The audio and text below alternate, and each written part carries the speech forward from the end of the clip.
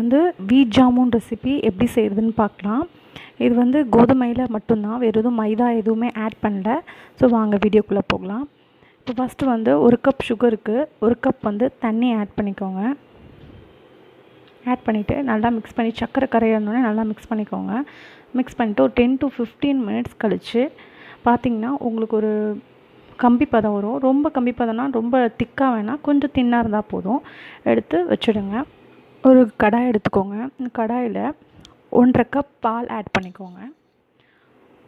1 cup கோதுமைக்கு 1.5 cup பால் கரெக்டாக இருக்கும். உங்களுக்கு வந்து பத்தலைன்னா நீங்கள் வேணால் கொஞ்சம் ரொம்ப திக்கான மாதிரி இருந்துச்சு அப்படின்னா தண்ணி ஆட் பண்ணிக்கோங்க. ஆட் பண்ணிவிட்டு ஒரு ஸ்பூன் கீ ஆட் பண்ணிவிட்டு நல்லா மிக்ஸ் பண்ணிக்கோங்க.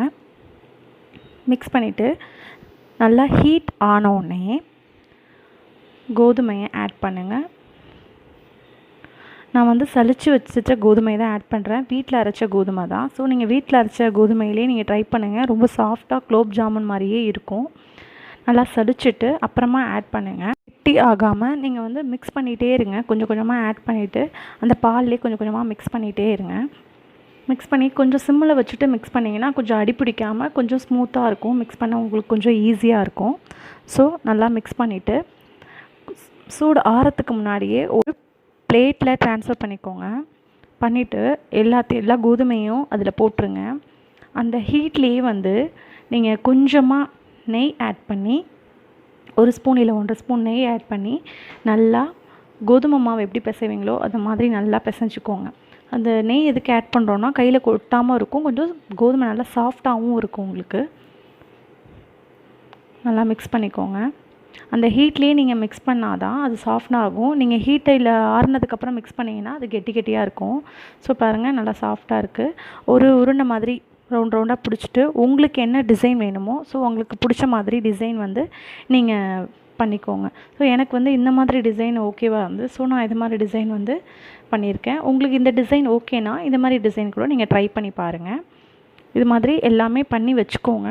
இது எல்லாத்தையுமே நீங்கள் இப்போ ரெடி பண்ணி வச்சுக்கோங்க. ரெடி பண்ணிவிட்டு ஒரு கடாயில் எண்ணெய் ஊற்றி நல்லா சூடானதுக்கு அப்புறமா ஒன்று ஒன்றா நீங்கள் அதில் போடுங்க. போட்டுட்டு நீங்கள் அதை வந்து சிம்மில் வச்சுடுங்க.